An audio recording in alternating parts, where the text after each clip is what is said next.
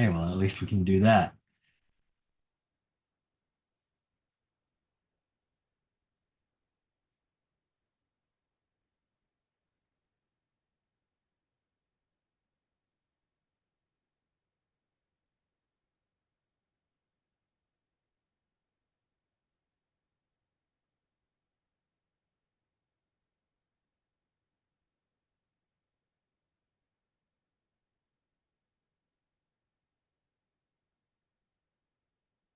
I also do not see the option for going live. Um, also, um,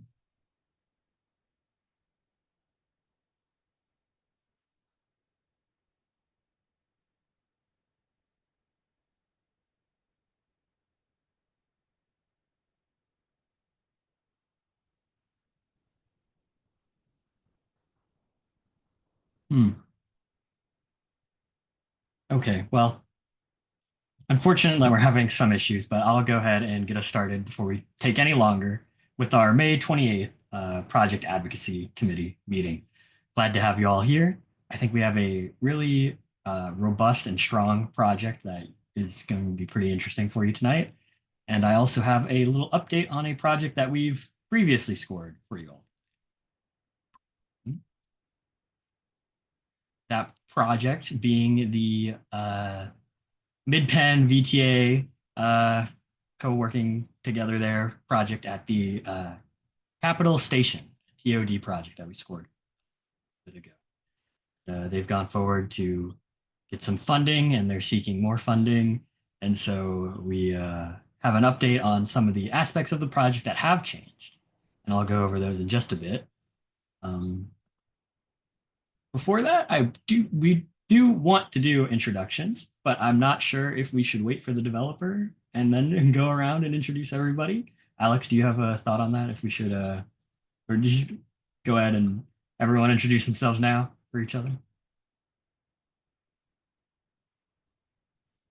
Okay.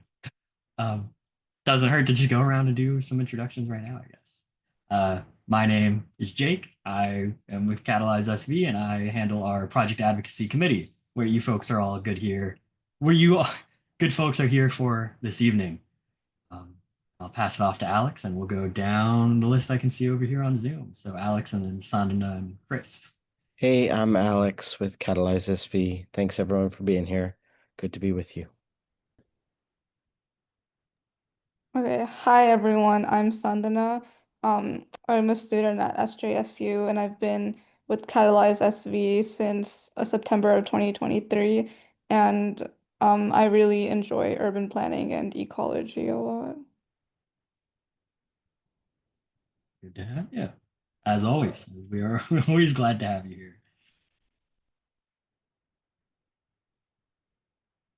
here. Chris, if you would like to introduce yourself. Hi, I'm Chris. Been at Catalyze SV over a year now. I started just in the SEAL team, and I think as of like last July, I've been in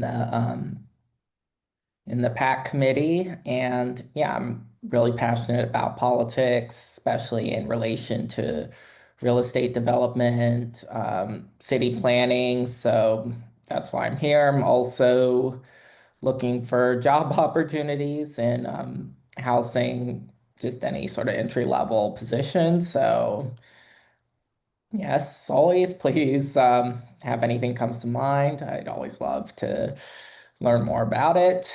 So yeah, that's me. Thank you for that. And then Carlin, if you'd like to say a little. Was that me? Yes, that's for you. Yeah, I've been with Catalyze SV since the beginning. Strong proponent of high density areas in cities like San Jose. Um, and think that we need to promote good projects, let's put it that way. I do try to bring you all the best projects I can find going on in San Jose. So maybe not in San Jose tonight, but I think some of you will be a fan of tonight's project. Unati, if you want to say, just introduce yourself, say your name, and a little bit about your background. Oh, hi, I'm Unati Zibi and I live in San Jose. I'm new here. I'm just trying to learn about real estate and low income housing and just looking to network. All right. Good to have you here for your first back meeting, and we're excited to hear your thoughts on this project, and hopefully maybe you can learn a little bit about what it is you're interested in learning about. I let the developer know again that we are ready for them, and I hope they tune in soon. But while we await, I will quickly go over our update on VTA's capital station transit-oriented development. This was a 100% affordable project, all affordable, being developed in a partnership with Mid-Penn Housing. And this was first presented to our PAC. I'm not sure how many of you were there for it, back in November of 2023. And the project scored fairly high and received the 2024 Catalyzing Change Award, our sort of annual award for Best Affordable Project that year. And they're expected to receive their approval for their ministerial approval very soon in the near future.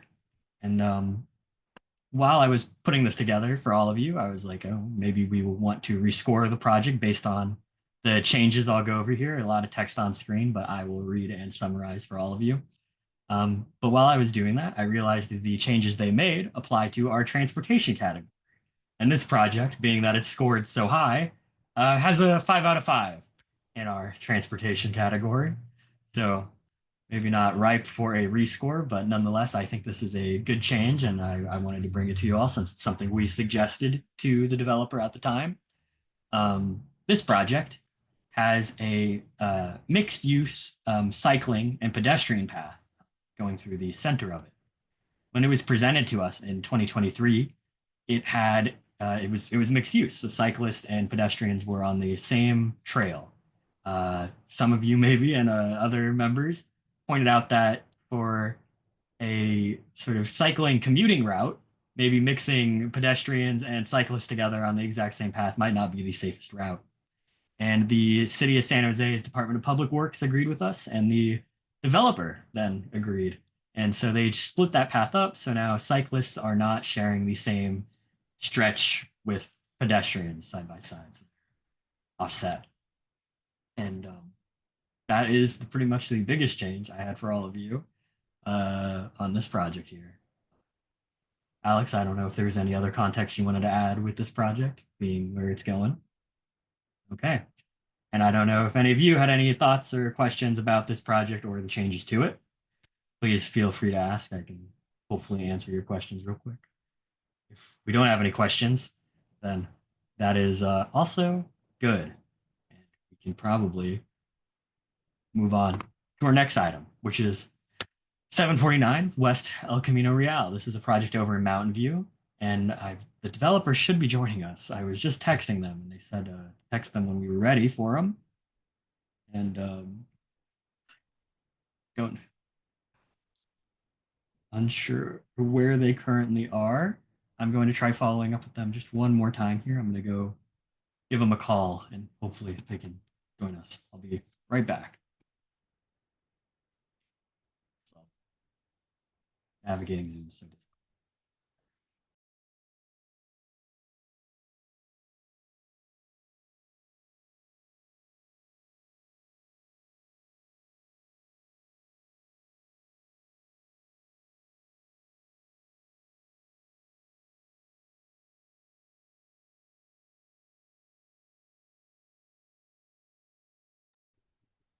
Sorry about this, y'all. I am also troubleshooting something, which is trying to get the YouTube recording to work. So forgive me for being a little quiet.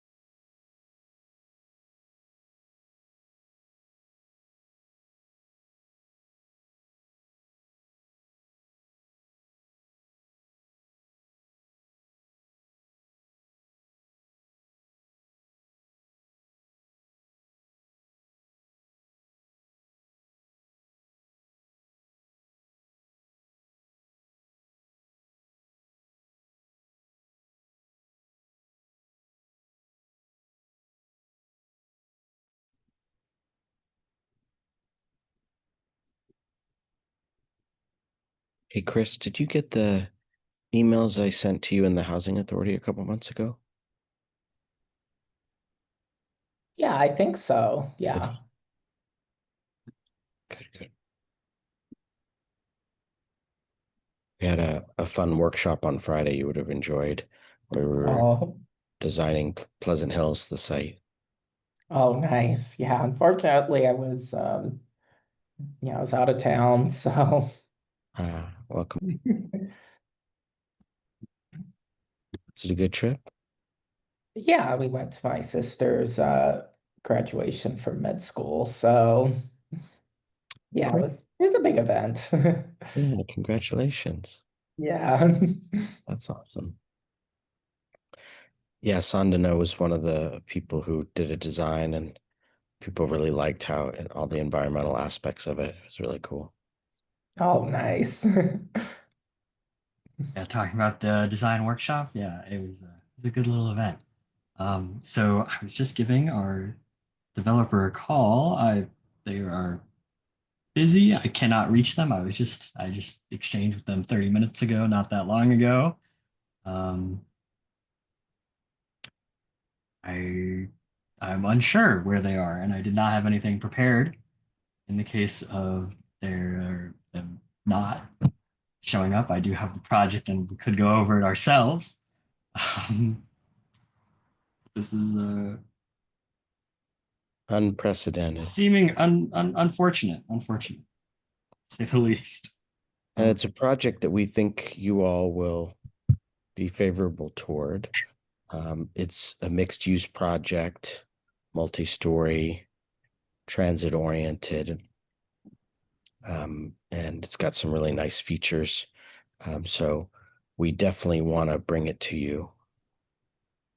And we could try to give you some information here and hope that the developer will join, or we could postpone for another date if people would like. Yeah, I bring up my plans here.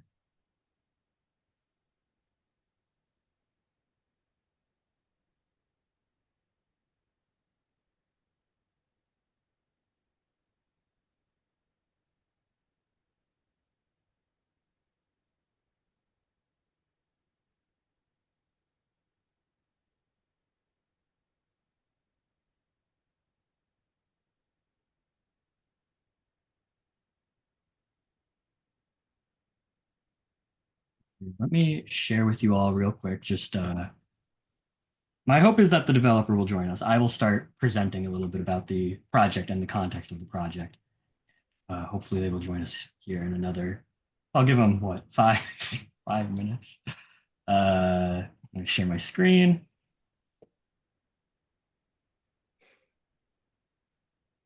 So since I do not have a presentation ready for all of you, I'll share where the site of this project is on Google Maps. I think you can all see this, right?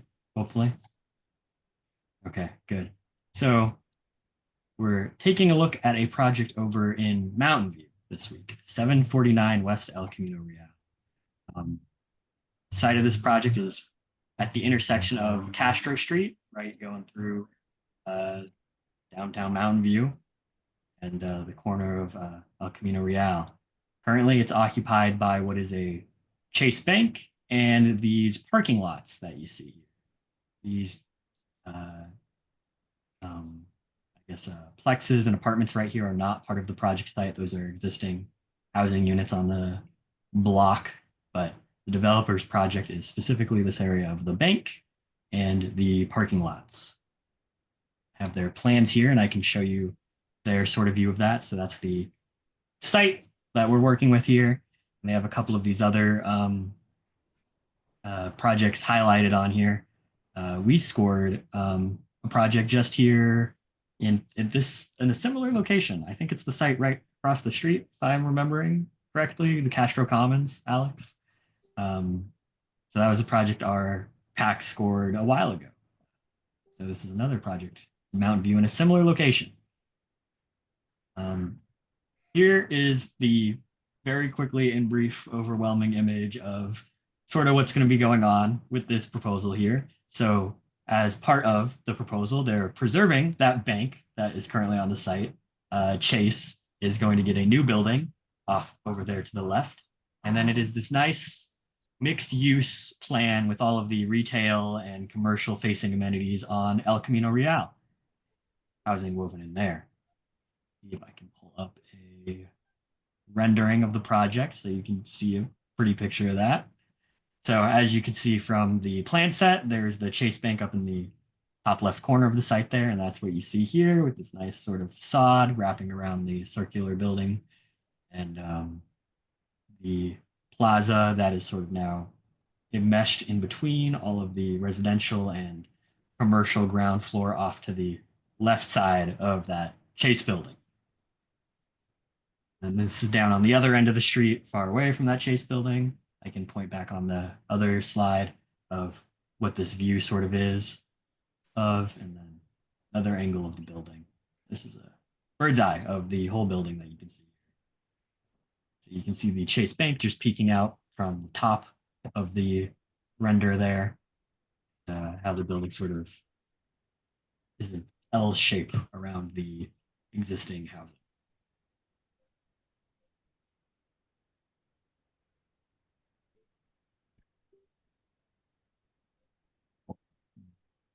Notes.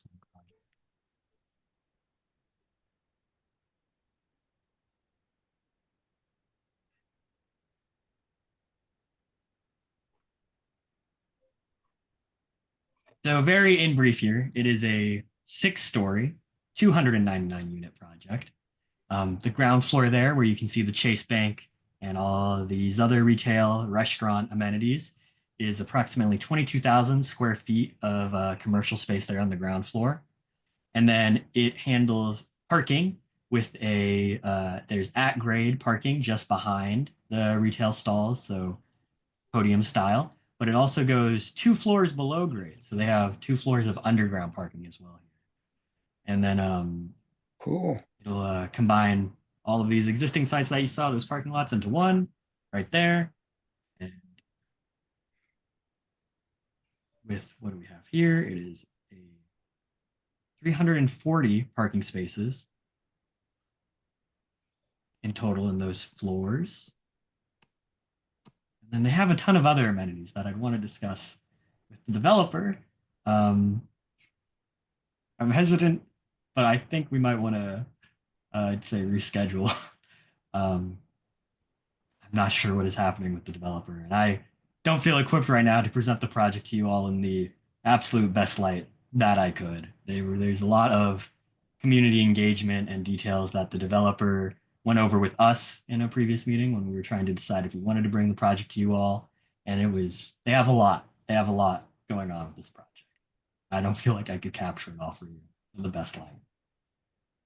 Alex, do you have any suggestions for where we should go? Yeah, I'm happy to ask members if they want to score aspects of it tonight, or like there may be components that may be more straightforward, like the housing components, the affordability,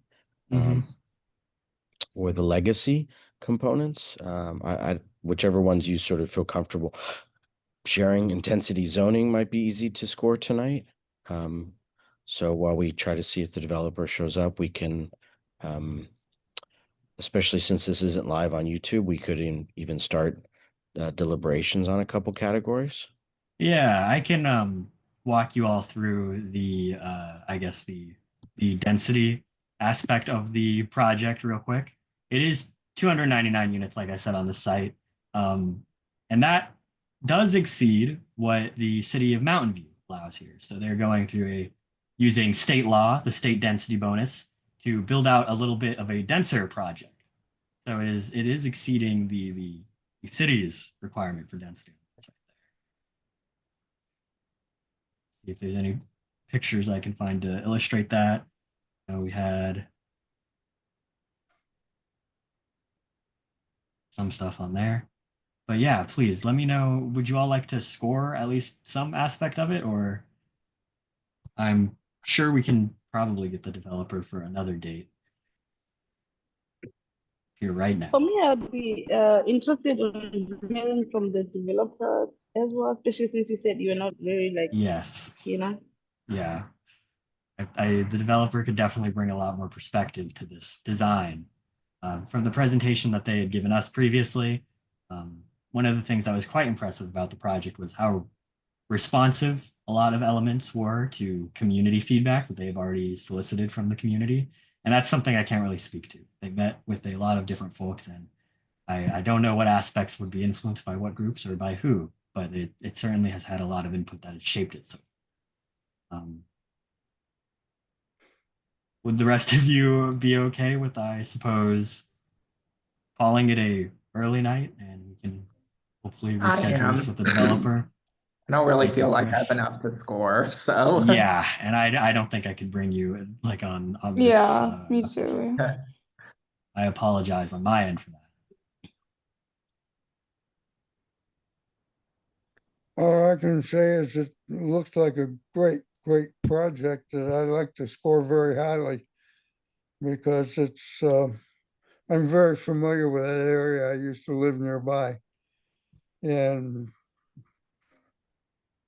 the Castro Street was my main shopping street. Oh, well, it would Yeah. then, yeah, it would have been great to have the I developer lived here. in Mountain View, so it was a real good neighbor of mine. And that looks like an outstanding use of that site. I like that they're preserving the trees. And what else can you say? If I had to score it now, I'd give it 5 on everything but community, because all I know about the community is that it's there. And it would be, I can't imagine anybody in Mountain View or in, yeah, Yeah, anybody that would be opposed to that project, because it's in the right place. It's in the right place for that kind of density. And, it's basically, it's just basically a nice project. As I say, I'd hate to score.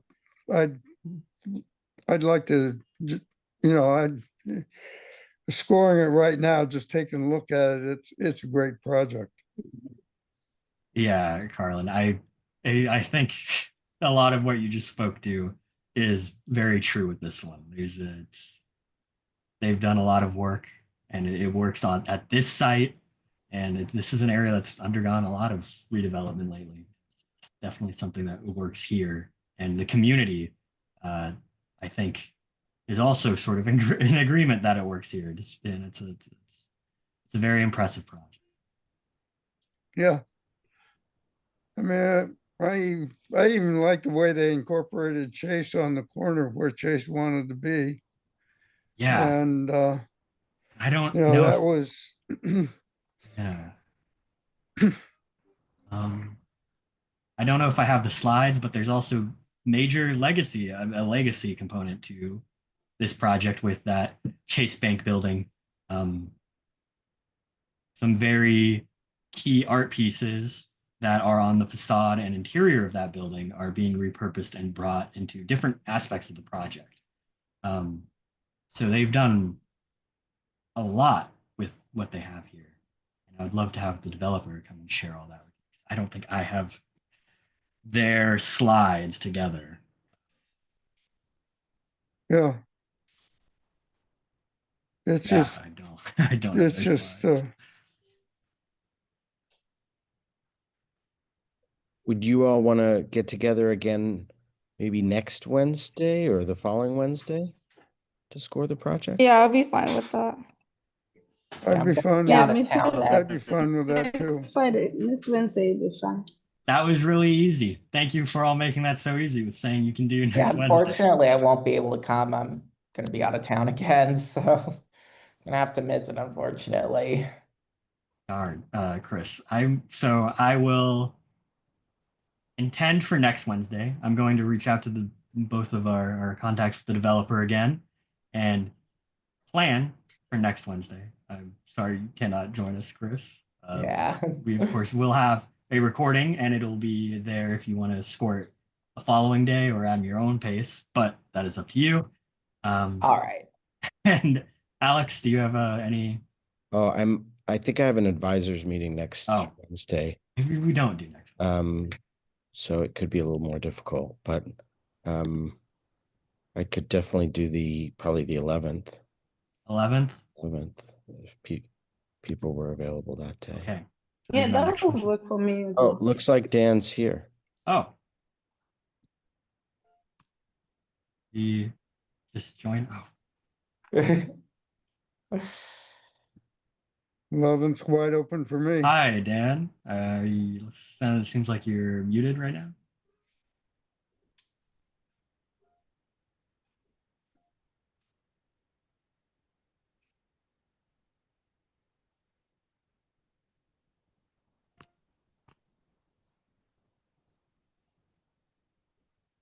Here we go. We So, oh, hi, so hello everyone.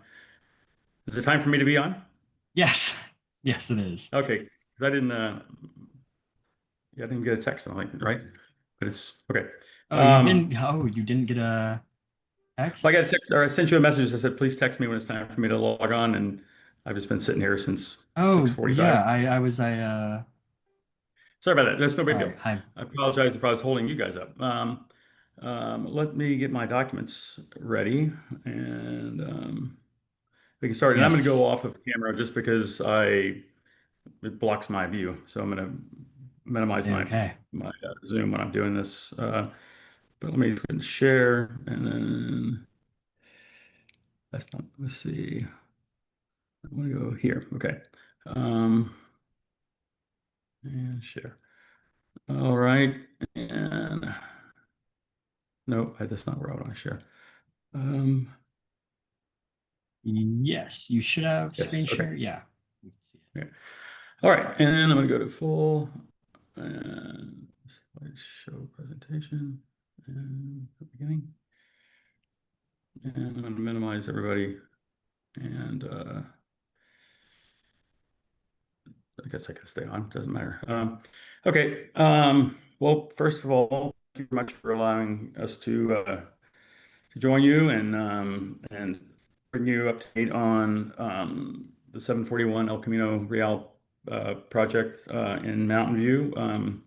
It's a project we've been working on for a very, very long time. It took probably, I don't know, 5 years to get it finally in a position to be a project that was, ready to start embarking on a development permit. Some of you might know that we did a project across the street called Elon Mountain View and finished that in like 16 or 17.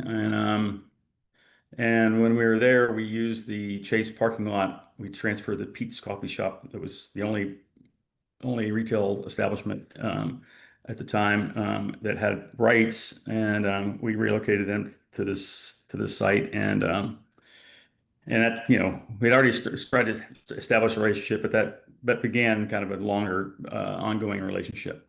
So I'm going to just talk about the team, but I don't believe either of them are with me tonight because of other commitments. But then I'll go over kind of site context and history, how it relates to the El Camino Precise Plan, project facts and images about units, parking, all the kind of the technical details, and then follow up with your Q&A. So I'm Dan Dybel, and I've been working with Greystar for since they started in the Bay Area, like about 12 or 13 years ago. Jordan Geller is a senior development associate and will be the development manager on the project, or is the development manager on the project, and will be continuing that role on, through the entitlements and on into development. Kathy Thibodeau is someone you might know, but Kathy works with us on community outreach, and I think is arguably why we're here tonight, just by the communications that you all had established with Kathy. For site context, the site's located at the corner of Castro Street and El Camino Real. This is the Elon development I told you about a moment ago. City Hall. Sorry to interrupt, Dan. I'm not sure if it's just me, but it looks like the current screen. Are you showing like the map or something? Because Yeah. I see your I just see the rendering slide Huh. from Oh, the I'm rendering of the project. I'm like the 7th slide. Oh, it says slide 1 out of 86 on my screen. Is that what others see? I don't want to. Maybe I'm seeing wrong.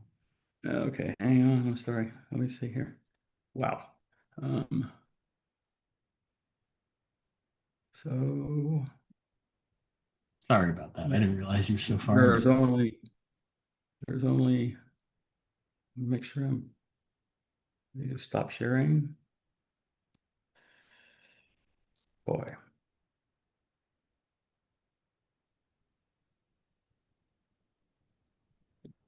The one that, that's not right. Says I'm sharing screen.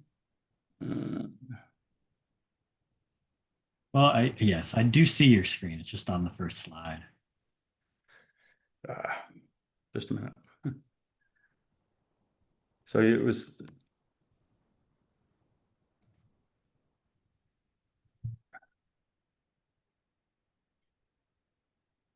everything.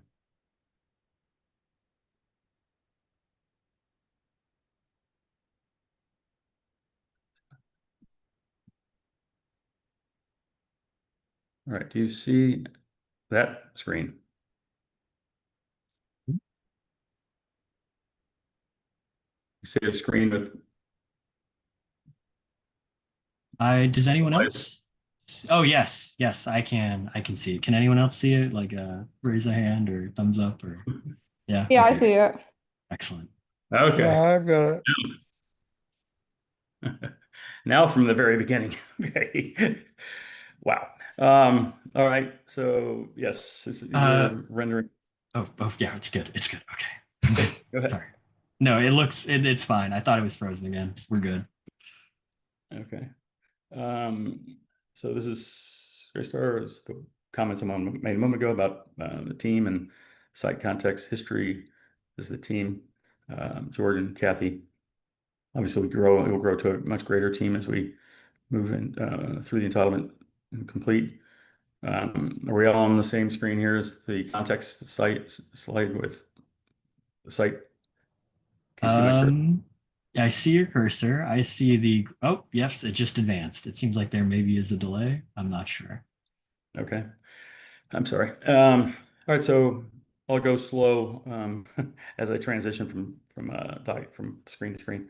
But the site's located along El Camino and Castro Street. For context, City Hall is here and Transit Center is here. We did this 164 unit apartment community called Elon, and we finished it in 2017. And then we also did a project out at California and San Antonio. It's called Lansby. It's a 632 unit community. Going to the next slide and a little bit tighter context. So the current use, and Jake, if you could just confirm every time somehow that. Yeah, it's very strange. I've not seen this specific issue. It just advanced. Yeah, there you go. We can see the site context now. Okay, yeah. So current use is a 18,000 square foot Chase bank with 113 parking spaces.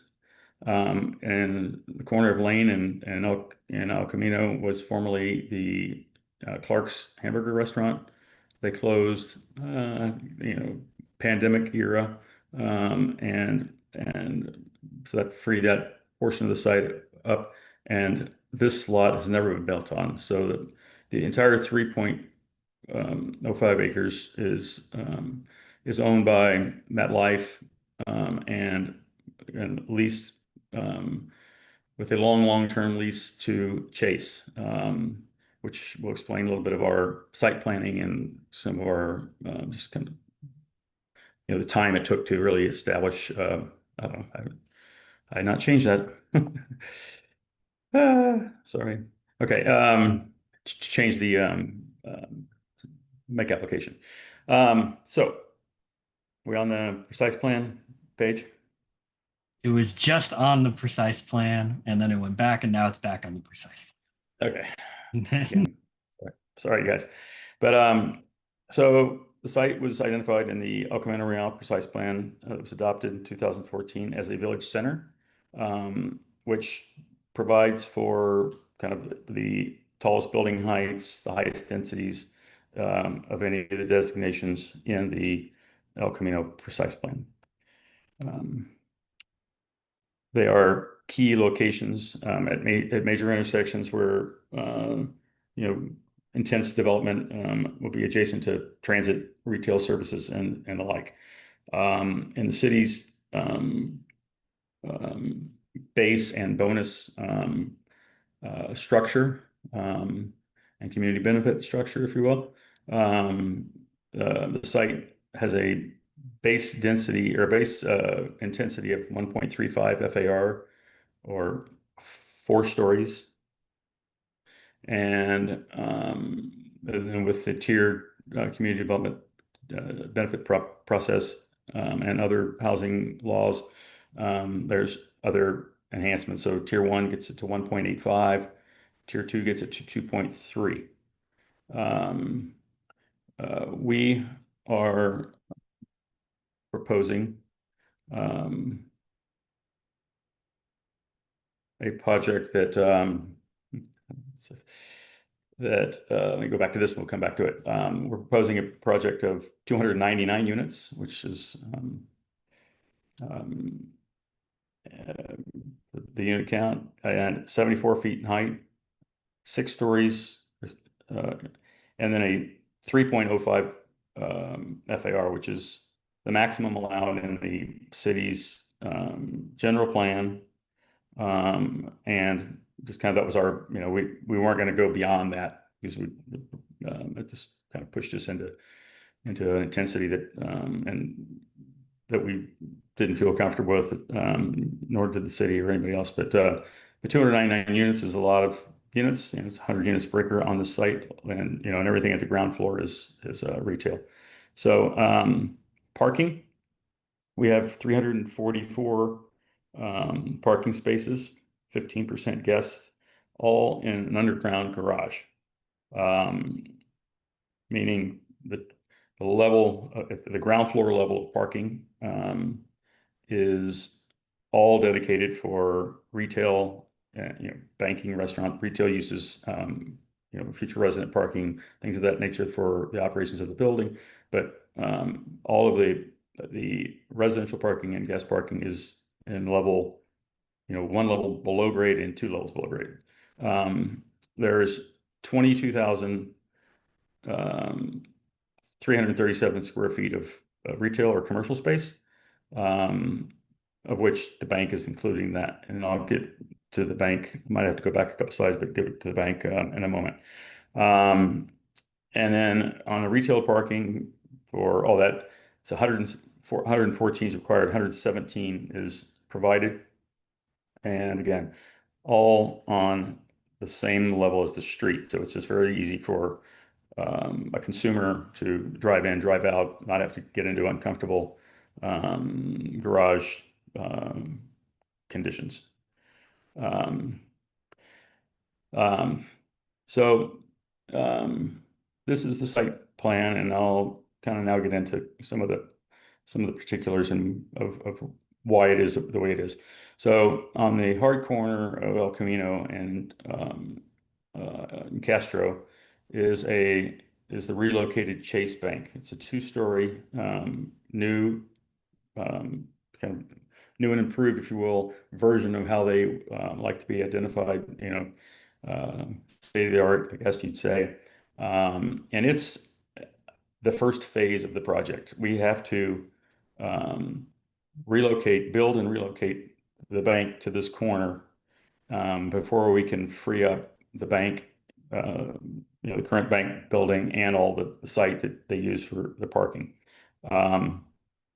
It's the linchpin because they, like I said earlier, they have a long-term lease, but knowing that they had too much space in the current building and wanted to be, on a hard corner with this kind of state-of-the-art banking facility, they agreed to go along and have all this done.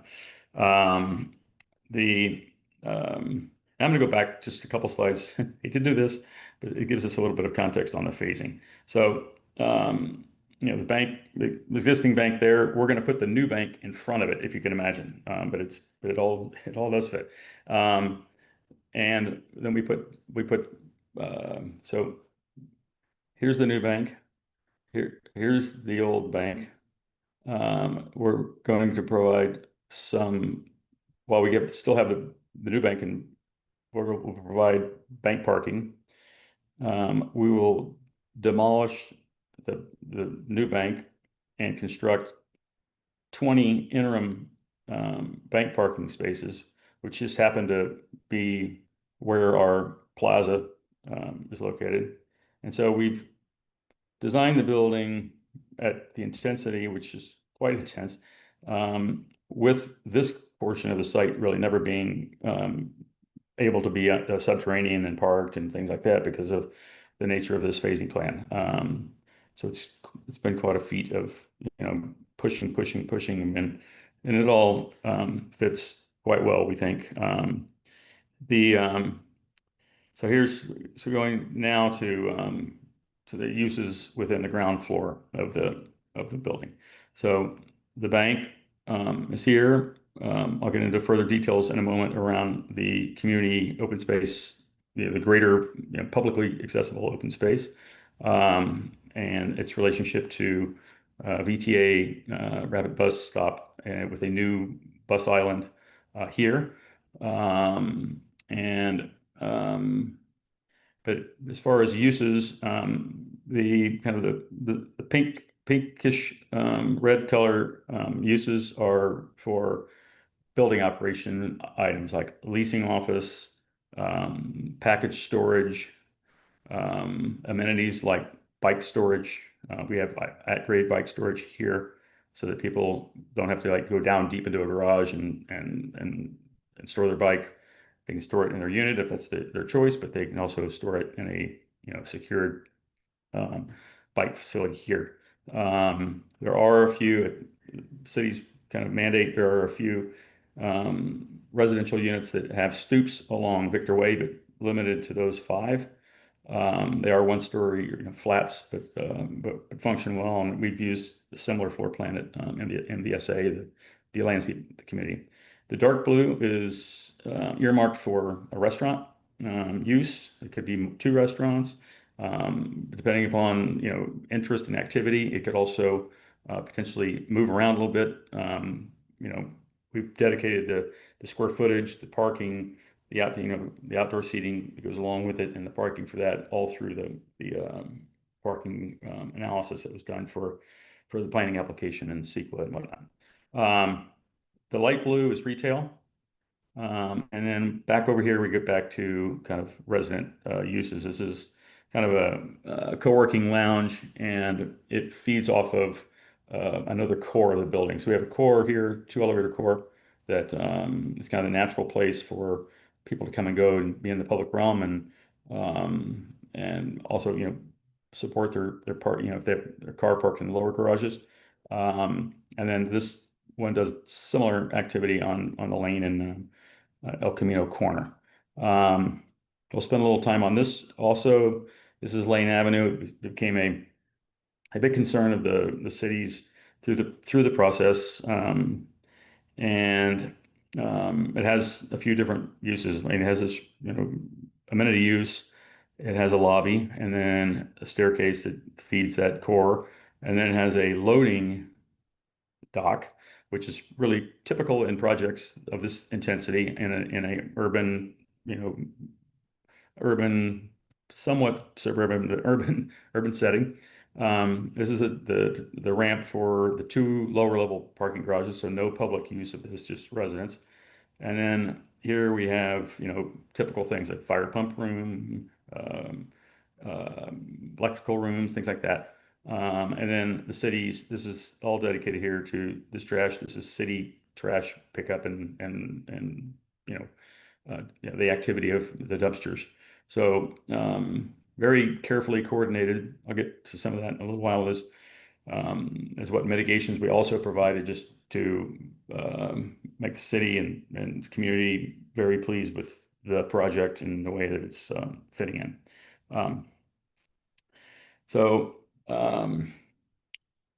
This is an elevation of corner of El Camino and Castro. This is the new bank. This is the community open space plaza. There is a bus shelter here.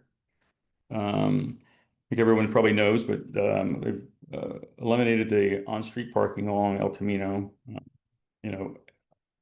Through this, Caltrans has through this stretch and a great stretch of El Camino, and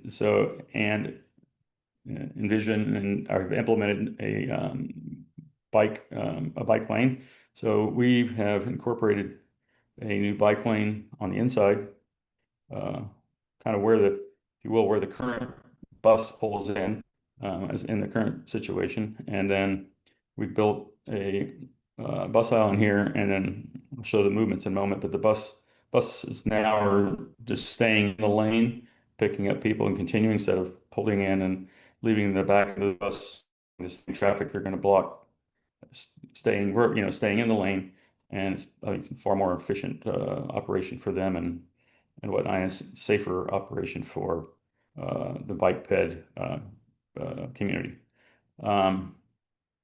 So the 522 and the 522 and 522 rapid both stop here. It's walkable, bikeable to the transit center. The bicycle parking, we have 329 residential spaces, 7 commercial. And then in the short term, we have 30 residential and 4 commercial. And then a new bike storage at the ground level that I pointed out on the site plan a moment ago. So pretty,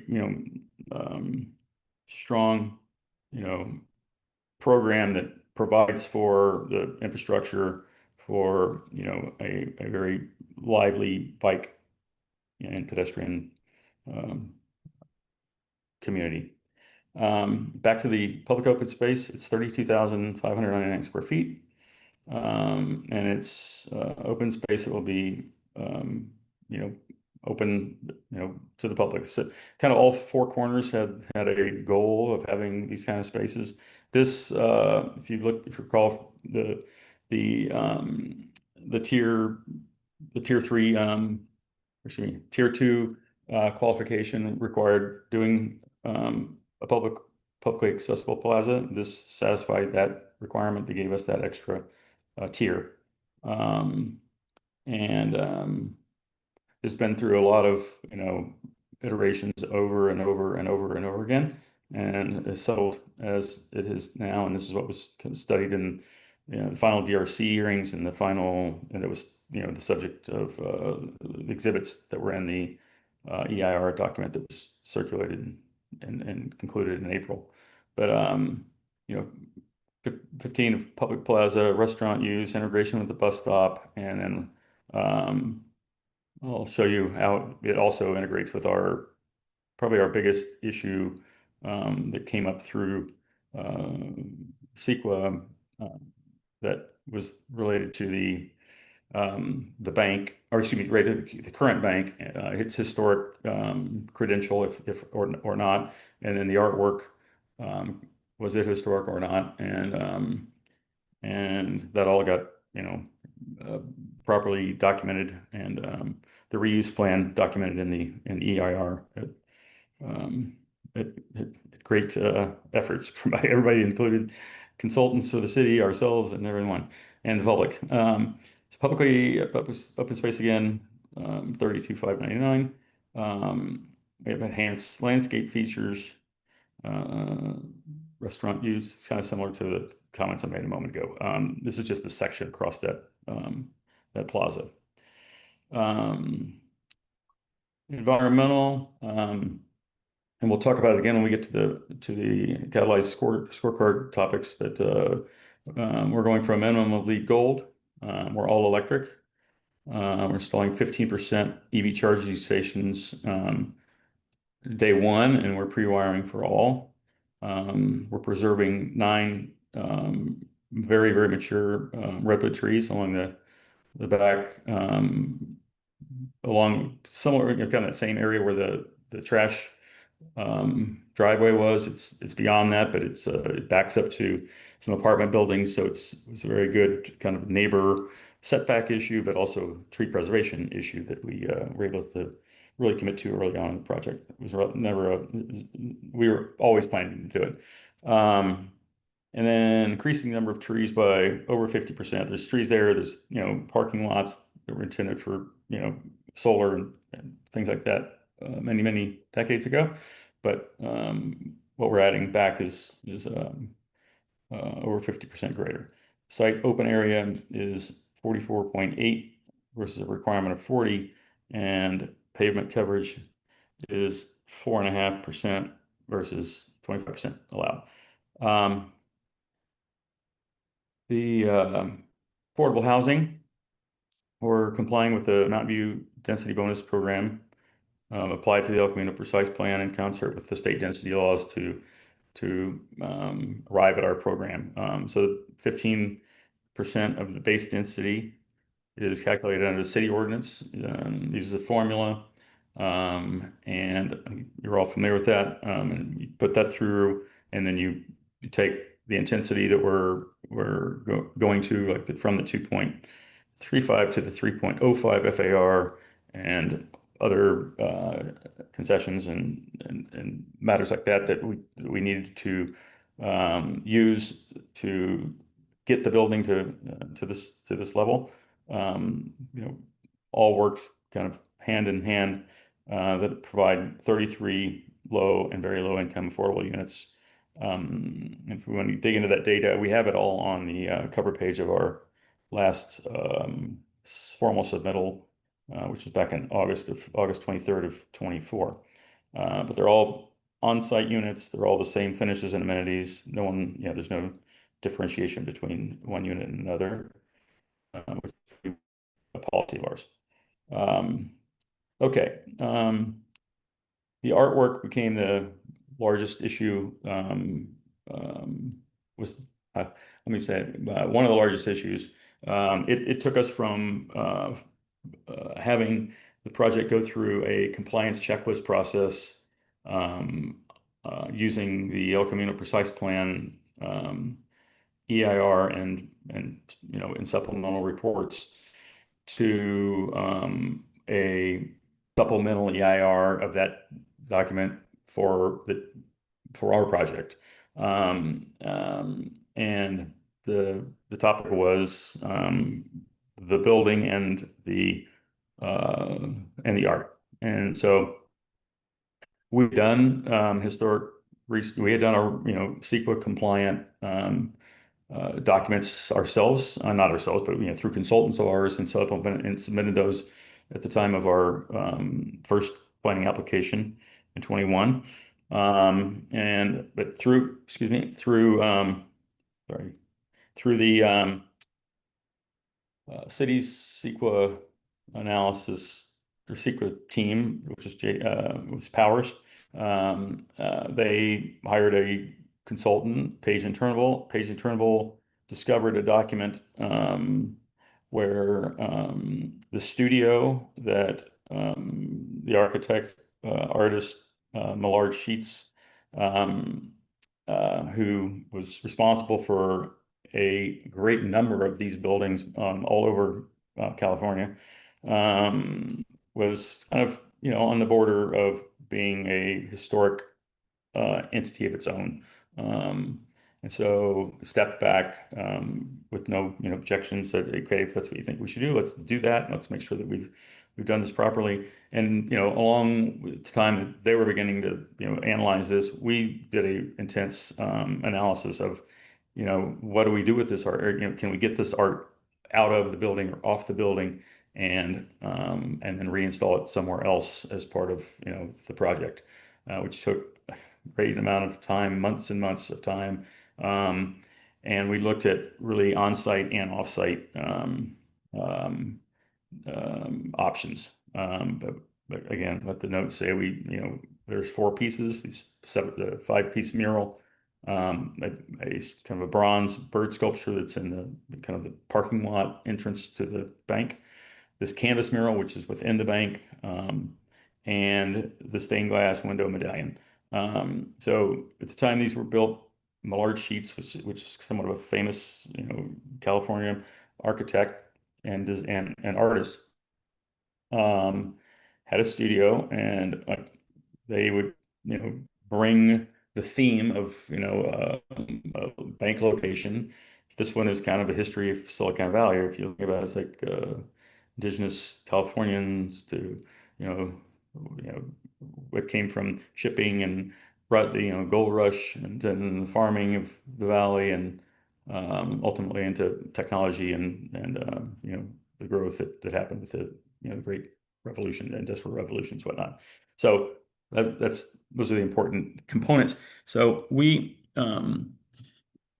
like I said, spent a lot of time on this, and there was offsite ideas of all kinds of places. We engaged a gentleman that was on the Public Arts Commission from the beginning of time in Mountain View, and placed a lot of public art, and he was a consultant to ours, and he looked at anything from locations that might be appropriate at Stanford all the way down into Santa Clara to all the places that were potential in Mountain View.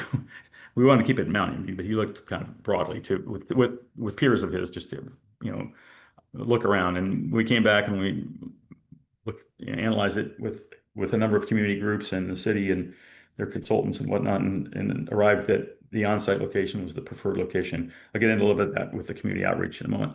But the mosaic goes in the new building along Castro. It'll be high enough and visible enough to actually be a better location for public view than the current location, because it's kind of high up, and unless you're like standing in the plaza, you can't see as much as you will in the future one.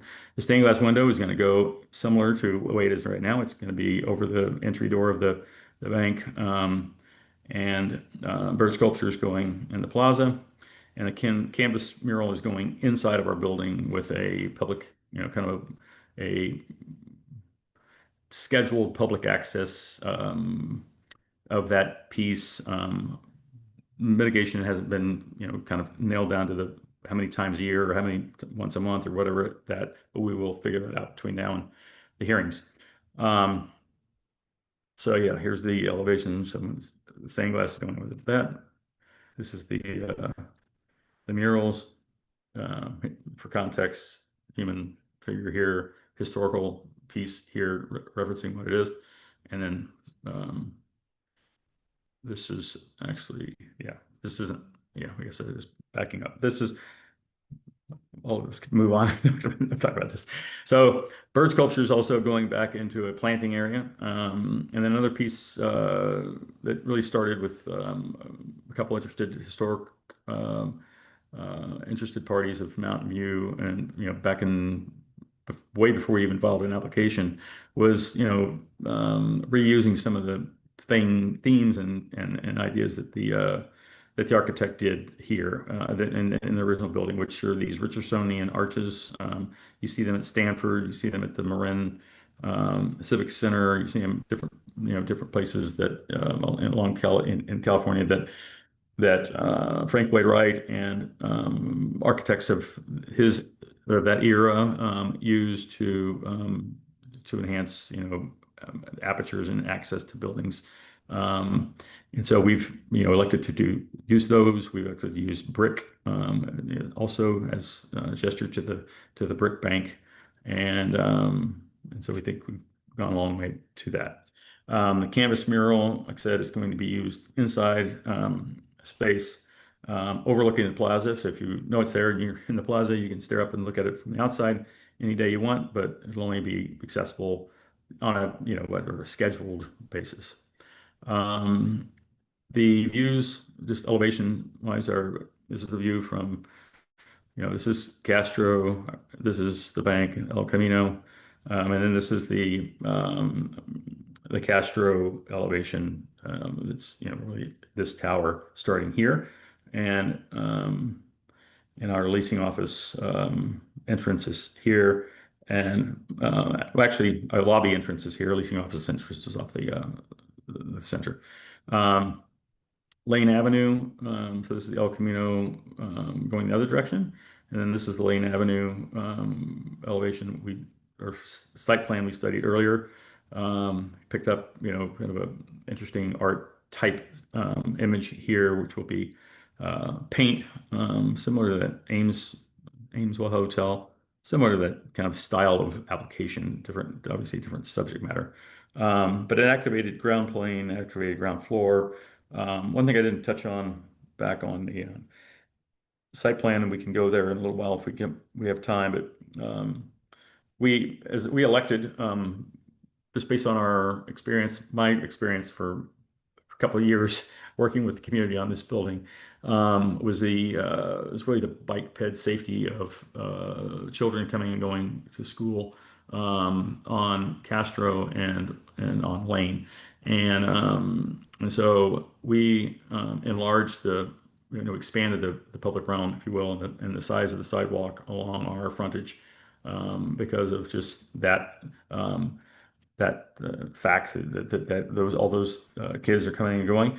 And the other reason, the other thing we did is we eliminated a driveway off of Castro. We could have maintained a driveway turning in and out, and we elected that's obviously not safe. As safe as putting it on Victor and the one on El Camino and the one on the Lane. This is the Redwoods. Like I said, it's beyond the area of this is the kind of the trash staging area. These really provide a buffer for these existing apartment buildings and ours. And these step backs, I didn't talk about them earlier, but those are they come out of applying the El Camino Precise Plan document and then needing to modify them in minimal ways with the housing laws to get the density, the intensity that we needed to make the projects feasible.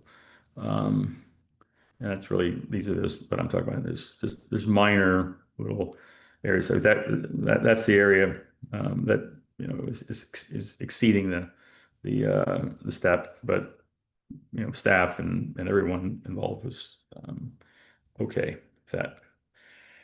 And here's kind of the existing along Victor Lane, and then this is the future. So it transitions nicely, and we have another setback on this side that is larger than it needs to be, but it also houses a bunch of our 5 transformers. Here's the before and after on Lane, looking up Victor Way. This is Lane, and then there's our building here and here. And then the driveways, there's, like I said, on the site plan, there's 3 driveways. We have one on El Camino Real that is wide and easy, and we've worked through the city on all the vision triangles and whatnot, and that will be that's works well, and it's right turn in, right turn out only, obviously. This is the Victor Way driveway. This location and also in the location coming up next, we've elected to put this kind of stop bar that will be activated by a remote control in order for awareness of our residents that will be, and retailers that, well, I can hear it'll be on a push button, but on the other it'll be a remote, to where it's just a awareness of, you got to stop and look before you proceed into this public area, because the amount of kids coming and going on a regular basis.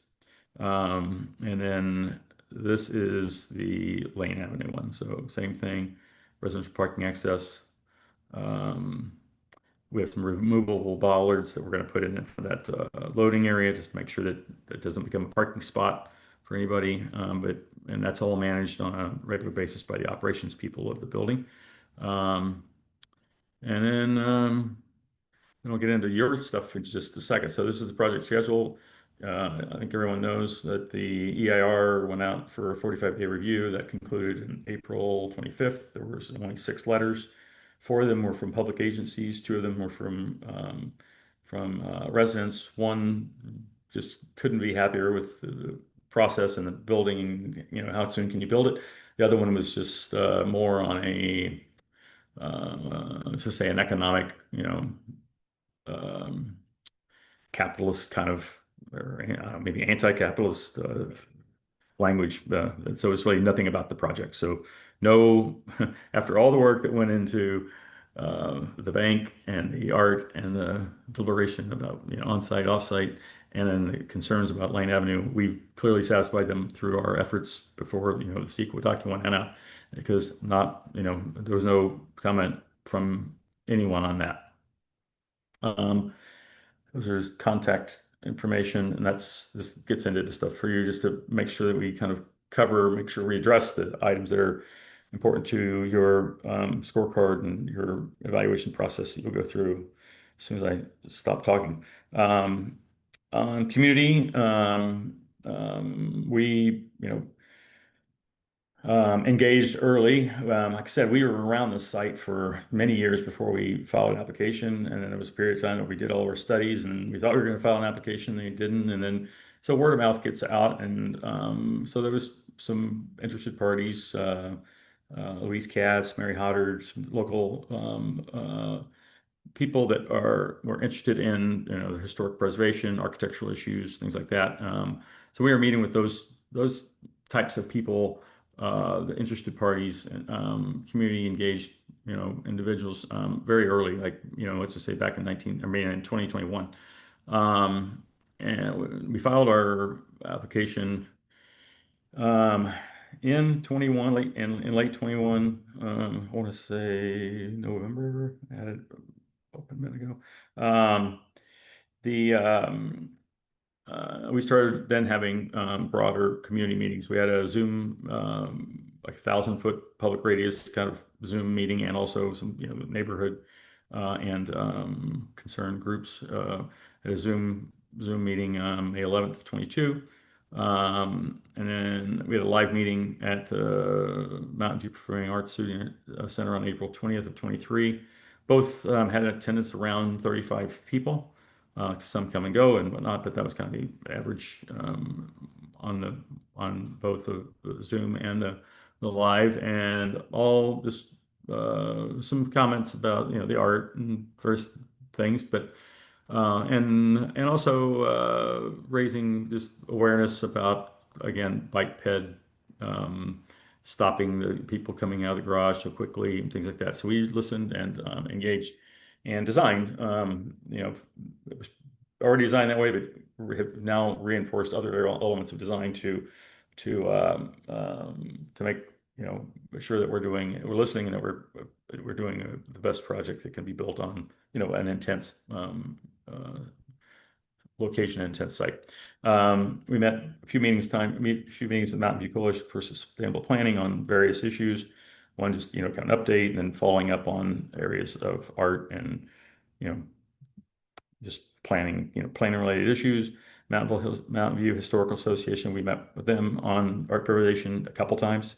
Livable Mountain View on art preservation a couple times. The Cuesta Park Neighborhood Association on the project, and then several Zoom meetings and whatnot on with their safety subcommittee, public safety, kind of public realm, bike, kids bike routes to school, and they, family, obviously, issues that we all took very seriously. And they were actually, there's a gentleman on that call that actually was the one that brought up the idea of, could you put a stop arm, that stop arm to slow people down? And we said, we'll look into it. And we went back and forth with the city, and ultimately were able to add those. And then just outreach with the Victor Way neighbors for numerous reasons, just to set, just building the buildings, and being neighbors, and setbacks and things like that. There were publicly noticed meetings for the Development Review Committee, which we had two of, and those are concluded. And then there was the draft supplemental EIR that went through a 45-day public review process that ended April 25th of 25. Vibrancy. So the new bank on the corner, the retail parking on the ground floor, the plaza, restaurants, retail uses, integration of the bus stop and the bike ped, the bike lane here. The reuse of existing elements, which we'll touch again on the last element of your scoring. And yeah, just overall 32,599 square feet of publicly accessible open space which is a lot. If you look at it now and you look at it, we're trying to get housing here, and you look how much we really carve out for publicly accessible space is quite nice, we think. Transportation, we touched on that, but design being coordinated with city, Caltrans, the VTA, you name it. Early on VTA meetings were just like, the planners over there was like, oh, can you imagine? Like, it's like sitting out in the plaza waiting for your bus and how great that's going to be. And so there was a lot of just like, endorsement from an early stage from individuals there, even in the agencies looking at this site plan and this site. The bus island, the 522 and the 522 rapid, the proximity to the transit village, the bike parking, and then the on-site bike storage room, and just for making sure that people have quick access for the use of bikes. Sustainability, legal, all electric EVs, 15% EVs day one, EV pre-wire everything, preservation of trees, increasing the number of trees, and then the site open area and the minimal paved area from its current condition. We're on the intensity and zoning where we pushed it as all we could push it, and also deliver what we think is a beautiful community. The most intense location in the city you can do things like this, and we took it, what are the 75 basis of FAR greater than the city envisioned, which is quite a lot. But so the 6 stories, the ground floor commercial, public plaza, and then all the architectural sculpting that we've done. The last thing is I think intensity and zoning. We've covered that earlier. Affordability, we're complying with Mountain Use Density Bonus Program, and then applying the housing laws to arrive at 33 low and very low income affordable units on site. And then legacy, taking those important components, and it's quite a capital expenditure to remove them, to store them, to restore them, and then install them in the new building. It's quite a feat. And then listening to the community and incorporating those Richardsonian arches that exist in the current bank building back into the design of our community plaza. And that concludes the presentation. I hope I didn't put you to sleep.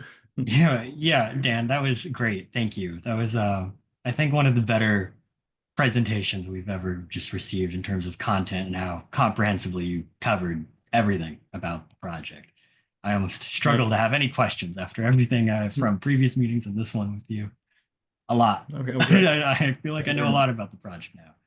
So I do want to now open it up to questions from our members, or questions or clarifications or even comments, just if anyone has anything to ask before we move into our closed sort of scoring session, which we'll get to. So for the like redwood trees, do you have like any specific like understory for it that's like shade tolerant, like redwood sorrels or like wild ginger or like huckleberry type things? And also for El Camino Real, are you working with like VTA for like I mean, I know you added like the bus shelter, but like for the rapid 522, um bus? Yeah. Like, So yeah. that's yeah. So we spent I mean endless hours. I don't know. I probably spent I don't know, 40 hours talking just to one the planners, not planners, but public works planners on traffic and transit issues. And we had collaborative meetings with the VTA and Caltrans because if you think about it, this was 2021, 2022 when we were like putting this plan together. And that was just like when they announced that they were going to take the parking away from El Camino and they were going to do some restriping and stuff. So we got way ahead, on making sure that we knew that, and we were designing the project to put the bike lane inboard, putting the bus the out. Let me just go back to the. I'm gonna go to the regular plans. I think it's probably a better set to look at. And let me see. Here I go again. I'm not the best zoomer. Hope it works. Yeah. I mean, we had our own Yeah, technical difficulties at the very start of the meeting yeah. with Zoom. So, But these are the plan set. Can you see a set of plans on screen?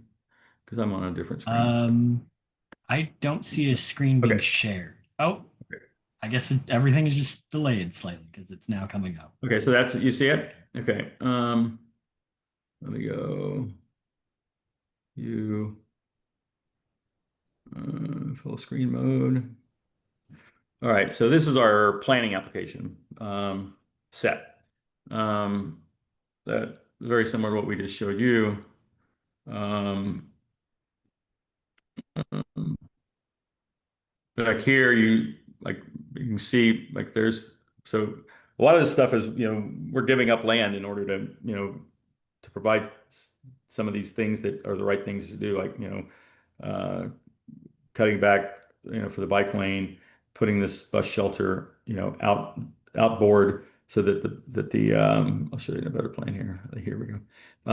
Outboard so that and then putting in this concrete pad in here so the bus stops in this zone, the 522 rapid, and stops in this zone and then continues on. That's was heavily coordinated with VTA and Public Works and others. And the trees, you asked about landscape. I'm not the expert on landscape, but Jake, I think you have access to these plans and the plant palette. I mean, we are bringing in some mature, kind of thematic planting, like some couple of big trees into that plaza. These are the conditions on the existing redwood. There's there permeable pavers in the area of the drip line, but then there is underplanting that's considered underneath them. And then the plant palette, let me just go to that. Plant palette's all in this plant, and locations are shown on the plans as far as like the type. On the trees, I think the shrubs and the grasses, the perennials, things like that, they're all kind of indicated as the palette. But they're all fit within the drought tolerant and natives and things like that that are either required or suggested by the city. Yeah, and I Hope do that have answers. this, and Sandhya, I can give you the page from the plan set if you want to really take a look at it and see what they're planting. Mhm. Yeah. Oh my God, I love the see and note this and the Oregon Oh, grape. you want me to go back? Yeah. You can Oh, can see. you go back one side? Yeah, yeah, yeah, yeah. I Here? mean, the plantings. Yeah. Wow, I love like you're adding a lot of like native species, like especially the Asclepias. That's like good for monarch butterflies, the milkweed, and like the Yeah. yarrows. Yeah, I really like your choices and like the blue eye. Oh my God, I love this a lot. Good to hear. Yeah. Yeah. Yeah, I mean, like I said, I'm not an expert. I love landscape, but I'm not very good at the names. They're Okay. Latin. Do we have anybody else who has any other questions? I may cut us a little short on questions just because we still need time to score and discuss that Yeah, I'm aspect sorry. of it. It's I okay. took way too long. I mean, there's a lot to go over. I I don't think I could have captured it better myself. So thank you for all of that. You bet. Any other questions on the plans, you think? I can stop. There's Chris or no Carmen? question, just a comment. Because I was concerned about how busy the area is. So hearing the suggestion of speed humps, I like that. I hope it goes through. Okay, yeah, I forgot to tell you about that. I remember There was supposed seeing to be, those in when you met with us before. yeah, I You know, didn't and show them yet, but huh, they did not, they did not make it. Okay, so yeah, so I didn't explain that whole, so I guess it was Thanksgiving, or I was going back to see family in Thanksgiving, and I ended up having a call with Ed Arano and Christian. Ed was the acting public works director, and Christian was the new planning director, and I don't know, there was there was this lingering issue about Lane Avenue on safety matters, and on that, really just backing up. Really, the loading dock was really the issue. So we have a loading dock that will be used 300 times, moving people in, and then it'll be used 300 times a year because average in Silicon Valley is 50% of the residents move somewhere else once a year, and those are replaced by 50% new. So it's really 300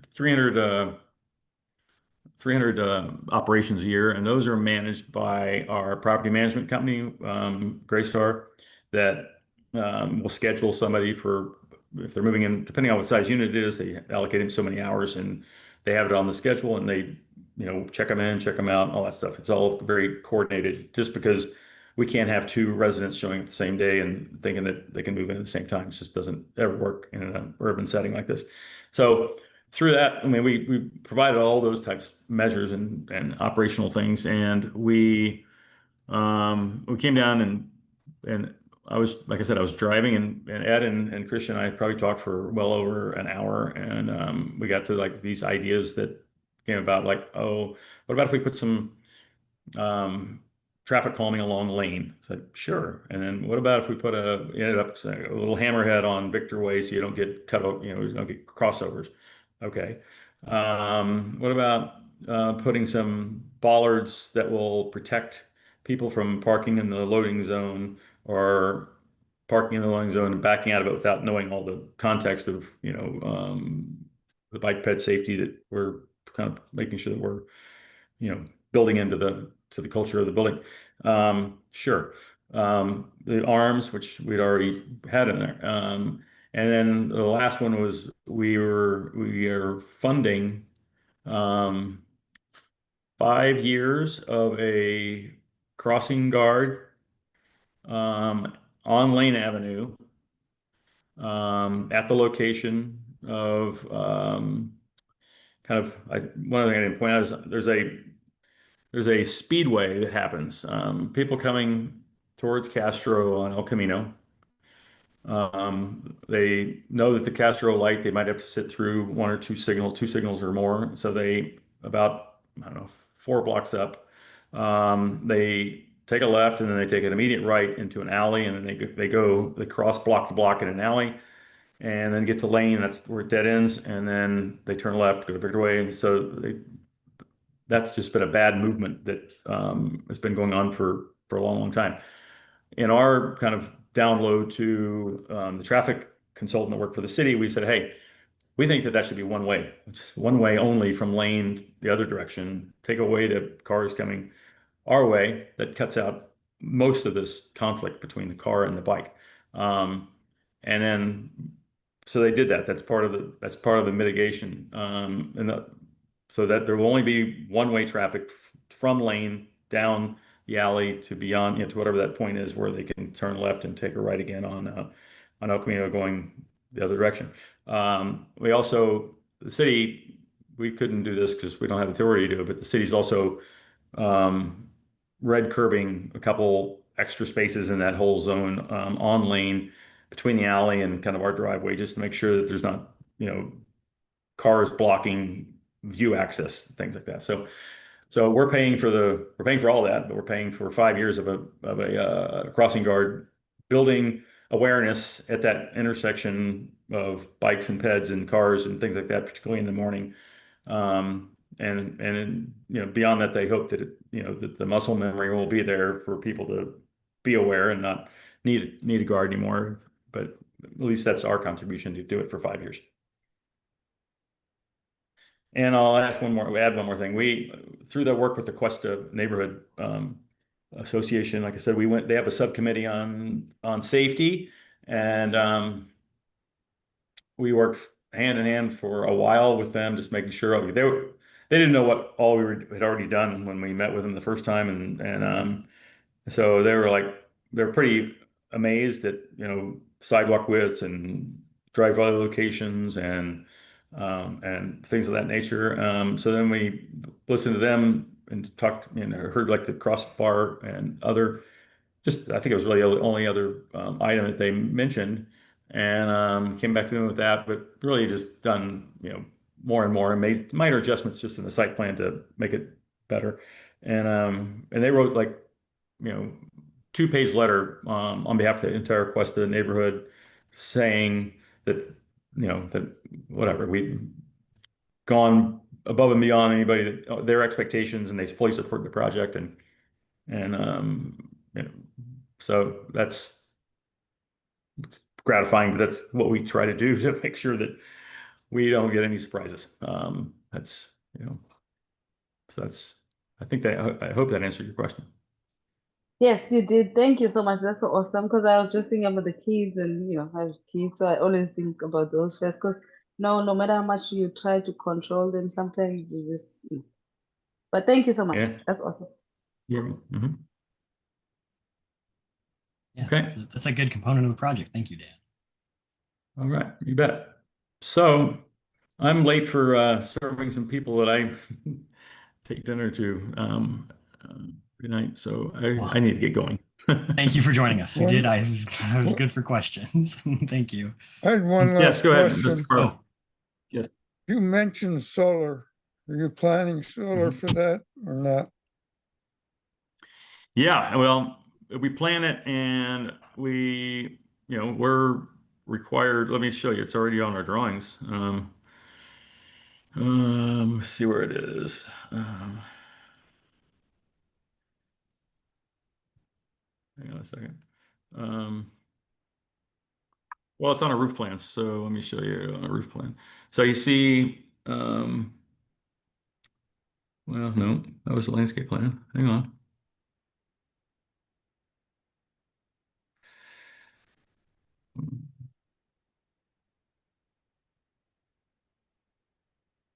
I know we have it. Okay. Well, here you see. That's good. That's all I needed. Thank you. Yeah. So solar panels are all over the roof. They compete with air conditioners and ventilation things and setbacks and the things you have to do. But yeah, they're there. I see them here. And then you need this right solar orientation. So yeah, see them there on that solar panels.